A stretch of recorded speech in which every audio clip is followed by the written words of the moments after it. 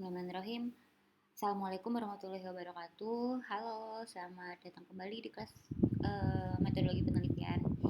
Pada kali ini kita akan membahas tentang unsur-unsur atau elemen dasar dalam penelitian. Oke, jadi yang pertama, dalam suatu penelitian itu harus memiliki konsep. Apa sih konsep? Konsep adalah ide abstrak yang dibentuk dengan menyamakan objek atau hubungan fakta yang diperoleh berdasarkan pengamatan. Jadi konsep adalah abstraksi yang dibentuk dengan mengeneralisasikan hal-hal khusus. Jadi konsep itu adalah segala sesuatu yang abstrak yang kemudian dapat dibentuk.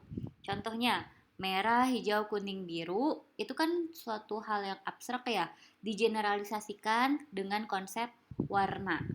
Membaca buku, mengikuti kuliah dengan dosen, mengerjakan tugas disebut sebagai konsep belajar. Konstruk adalah konsep yang dapat diamati dan diukur atau memberikan batasan pada konsep. Jadi saking luasnya konsep, gak mungkin kita harus membahas semuanya. Segala sesuatu yang abstrak itu gak mungkin kita harus membahas semuanya. Makanya kalau dalam penelitian disebut dengan batasan masalah. Batasan masalah dapat dibatasi oleh konstruknya. Apa itu konstruknya? Itu tadi konsep yang dapat diamati dan diukur atau memberikan batasan pada konsep. Contoh, kemiskinan adalah konsep. Luas sekali kan pengertian kemiskinan. Apa itu kemiskinan? Kemiskinan di Indonesia berbeda dengan kemiskinan di Amerika, berbeda dengan kemiskinan di Afrika, berbeda dengan kemiskinan yang ada di Sumbawa. Nah, oleh karena saking luasnya si kemiskinan itu tadi, kita harus membatasi. Jadi kemiskinan adalah konsep, jika dibatasi pengertiannya adalah kondisi di mana penghasilan per bulan di bawah 150.000, sehingga ini dapat diamati dan diukur. Udah jelas gitu batasan masalahnya di mana, jadi kita bisa mengamati dan mengukur si konsep yang sudah kita beri batasan tadi, atau yang disebut dengan konstruk. Contoh lainnya, terpaan iklan di radio dibatasi sebagai frekuensi tayangan iklan yang didengarkan setiap hari. Opini dibatasi sebagai skor pernyataan verbal tentang sesuatu. Itu ya konstruk. Selanjutnya, pengertian variabel. Jadi variabel itu kan adalah konsep yang punya bermacam-macam nilai. Menurut Nasir, kemudian variabel adalah apapun yang dapat membedakan atau membawa variasi pada nilai. Ini menurut Uma Segaran tahun 2006. Kemudian menurut Sugiono, variabel adalah atribut objek yang mempunyai variasi antara satu dengan yang lainnya. Contohnya berat badan, warna, partisipasi petani, produksi padi, pendapatan, kinerja usaha, volume penjualan, kinerja jaringan irigasi, dan yang lain-lainnya. Nah, ini adalah jenis-jenis variabel yang common, yang umum banget yang ada di penelitian. Yang pertama, variabel dilihat dari fungsinya. Dalam penelitian pasti ada salah satu pasti ada dua atau lebih variabel yang akan kalian teliti. Jadi nggak dalam satu penelitian itu ada satu variabel.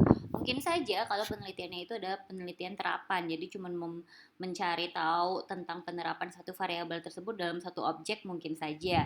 Tapi yang commonnya biasanya kalau di fakultas itu diminta minimal variabelnya ada dua atau lebih. Nah, variabelnya ada independen, variabel dependent, variabel moderating, variabel intervening, dan variabel kontrol. Kalau berdasarkan nilainya, variabelnya ada variabel nominal, ordinal, interval, dan rasio. Ini adalah hubungan yang dibentuk dari variabel. Yang pertama ada hubungan simetri, yaitu terdapat hubungan antar variabel dan bersifat tidak ada saling mempengaruhi atau non-kausalitas. Yang kedua, hubungan asimetri, yaitu hubungan antar variabel yang terjadi bersifat yang satu mempengaruhi dan yang lain dipengaruhi. Independen mempengaruhi dependen gitu. Atau yang ketiga, resiprok, yaitu hubungan antar variabel yang terjadi bersifat saling mempengaruhi atau kausalitas bolak-balik. Nah, biasanya case yang terjadi adalah mahasiswa kebingungan untuk melihat atau mengidentifikasi apakah variabel tersebut memiliki tujuan atau enggak, antara variabel independen dan dependen mempunyai hubungan atau enggak. Begitu juga sebaliknya, apakah mereka saling mempengaruhi apa enggak. Simpelnya, cara menjawabnya adalah kalian bisa melihat penelitian sebelumnya.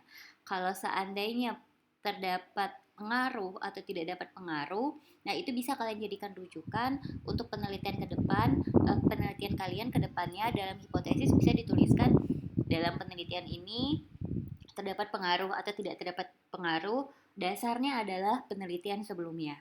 Jadi ingat ya, nanti ini kan kita akan belajar hipotesis. Hipotesis itu di dalamnya terdapat hubungan-hubungan dari variabel tersebut. Nah, atau kira-kira hipotesis itu kan jawaban sementara. Jawaban sementaranya seperti apa nih gitu. Nah, kalau kalian kebingungan, basicnya adalah caranya lihat di penelitian sebelumnya. Udah gitu aja. Itu cara paling simpel sih. Oke, kita lanjut ke jenis variabel. Yang pertama ada variabel independen atau variabel bebas. Variabel bebas merupakan variabel yang mempengaruhi variabel lain atau menjadi sebab berubahnya suatu variabel lain. Variabel bebas merupakan variabel yang faktornya diukur, dimanipulasi, atau dipilih oleh peneliti untuk menentukan hubungannya dengan suatu gejala yang diobservasi. Contohnya, struktur tenaga kerja pertanian adalah variabel bebas yang dapat dilihat pengaruhnya terhadap kinerja usaha tani. Jadi, kinerja usaha tani sangat dipengaruhi oleh struktur tenaga kerja pertanian gitu. Contoh lainnya, faktor kultural atau kelas sosial dapat mempengaruhi keputusan membeli barang diskon 50%. Dan yang lain-lainnya. Bisa dilihat ya sebagai contoh. Nanti kalau ada yang bingung bisa kita diskusi di grup. Berikutnya adalah variabel dependen atau variabel tergantung. Ini adalah variabel yang dipengaruhi atau menjadi akibat karena adanya variabel bebas. Jadi variabel sebabnya adalah variabel independen dan akibatnya adalah variabel dependen. Nah, variabel tergantung atau dependen adalah variabel yang faktornya diamati dan diukur untuk menentukan pengaruh yang disebabkan oleh variabel bebas. Contoh, pengaruh pengembangan fasilitas wisata terhadap kepuasan pengunjung. Maka variabel tergantungnya adalah kepuasan pengunjung. Karena dengan adanya pengembangan fasilitas wisata mengakibatkan terjadinya kepuasan pengunjung. Itu ya. Yang ketiga adalah variabel moderat. Biasanya untuk variabel independen dan dependen itu sangat banyak banget, common banget ditemui jika kalian memilih alat analisis dengan menggunakan regresi linear sederhana atau SPSS atau EViews.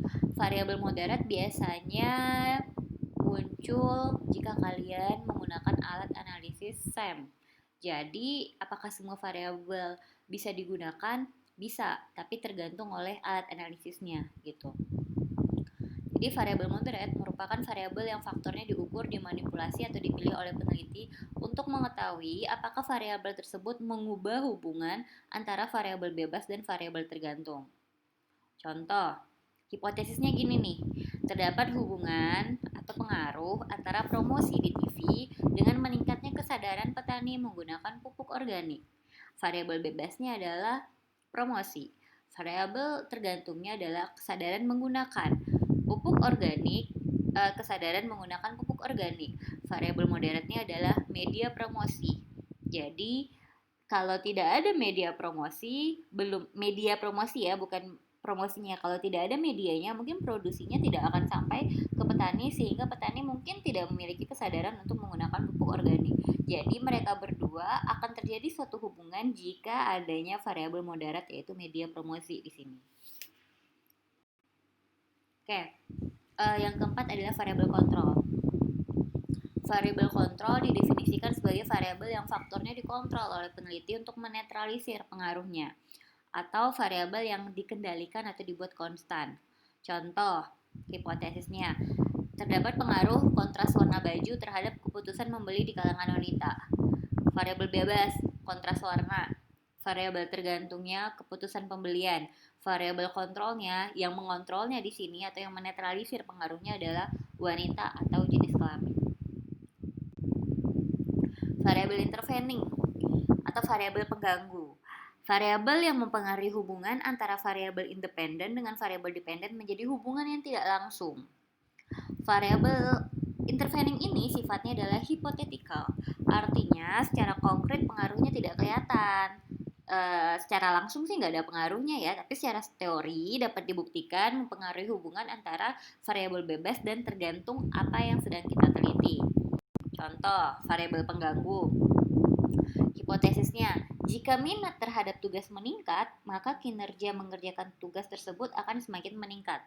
Make sense ya? Jika kita tertarik terhadap sesuatu, maka kinerja kita akan naik juga. Jika minat terhadap tugas meningkat, maka kinerja mengerjakan tugas akan semakin meningkat. Kita akan semakin rajin. Variabel bebasnya, minat terhadap tugas. Variabel tergantungnya, kinerja dalam mengerjakan tugas. Variabel pengganggunya, proses belajar. Artinya mungkin secara tidak langsung tidak bisa dilihat pengaruhnya, tapi minat terhadap tugas sangat mempengaruhi proses belajar dalam meningkatkan kinerja dalam mengerjakan tugas. Maksudnya gitu. Berikutnya hipotesisnya adalah layanan yang baik mempengaruhi kepuasan pelanggan. Variabel bebasnya layanan yang baik, variabel tergantungnya kepuasan pelanggan, variabel pengganggunya kualitas jasa atau produk. Jadi layanan yang baik sangat tergantung oleh kualitas jasa sehingga akan mengakibatkan kepuasan pelanggan. Nah, berikut adalah contoh hubungan antar variabel. Ini penguatan modal variabel independen, kinerja perusahaan variabel dependen dipengaruhi atau di dipengaruhi oleh kapabilitas manajerial. Ini hubungan antar variabel, gaya hidup sebagai variabel intervening. Di sini ada variabel moderator juga. Sekian dari saya, terima kasih. Jika ada yang bisa ditanyakan, kita bisa langsung diskusi di grup ya. Assalamualaikum warahmatullahi wabarakatuh.